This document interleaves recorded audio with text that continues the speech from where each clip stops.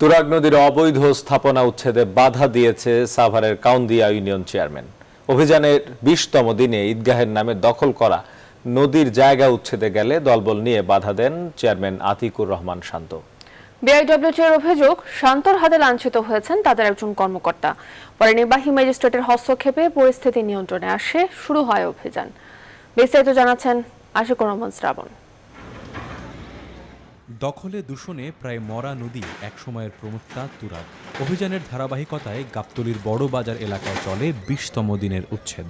BIWT এর তথ্য মতে তুরাগের ওপারের সাভারের কাউন্দিয়া, সেখানে ঈদগাহের জায়গার নামে দখল করা হয়েছে নদীর জমি। সেখানে উচ্ছেদ কাজ চালাতে গেলে দলবল নিয়ে বাধা দেয় ইউনিয়ন চেয়ারম্যান আতিকুর রহমান শান্ত।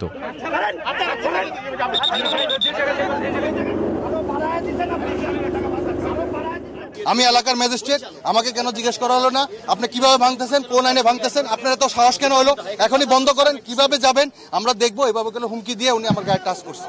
কর্মসূচি বাস্তবায়নের জন্য যা কিছু করার প্রয়োজন সেটা করবে, সেটা আমি বাধা দেওয়ার কে? আমি তো সরকার একজন পার্ট, আমি একজন চেয়ারম্যান, আমি অবশ্যই মিথ্যা কথা বলছি না। প্রায় বছর খানেক আগে এই এলাকায় যখন উচ্ছেদ অভিযান চলছিল, একইভাবে উনি বাধা প্রদান করেছিলেন।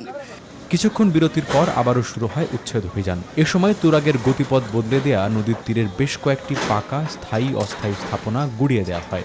বিআইডব্লিউটি এর যুগ্ম পরিচালক আরিফ উদ্দিন উচ্ছেদ অভিযানে বাধা ও অভিযুক্ত চেয়ারম্যানকে ছেড়ে দেয়া নিয়ে হতাশা ব্যক্ত করেন।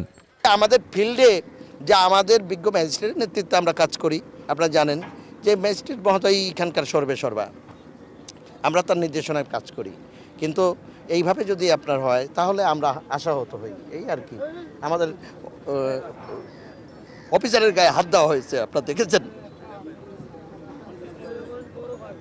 উচ্ছেদ কাজের মাঠ পর্যায়ের নিয়ন্ত্রক নির্বাহী ম্যাজিস্ট্রেট আইন অনুযায়ী তার ব্যাখ্যা দেন। যখন তাকে তার অপরাধের কথা জিজ্ঞেস করলাম, যে অভিযোগ তার বিরুদ্ধে আছে, সে তখন অভিযোগ সবার সামনে অস্বীকার করলো। কিন্তু অন্যান্য যে আচরণের জন্য সে আমাদের বিআইডব্লিউটির দায়িত্বপ্রাপ্ত কর্মকর্তার কাছে সে মাপ চেয়েছে, তার কাছ থেকে একটি মুচলেকাও নেওয়া হয়েছে। বৃহস্পতিবার শেষ হচ্ছে এ পর্যায়ের উচ্ছেদ অভিযান।